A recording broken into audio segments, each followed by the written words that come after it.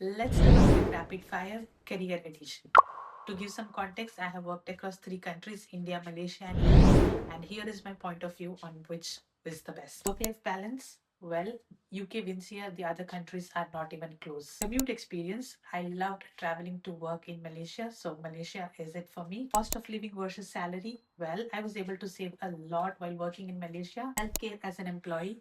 I had amazing insurance in Malaysia, so for me it was the winner. Best country to start your career without even second thoughts is India for me. I had an amazing career experience. Fastest way to grow into leadership. I would say Malaysia. I got promoted from an individual contributor to a team leader and manager in Malaysia. So Malaysia wins there. Easiest to adapt professionally.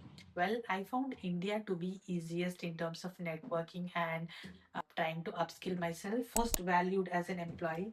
UK wins here because I feel very valued and the growth opportunities are also higher. So UK wins here. Diversity and inclusion.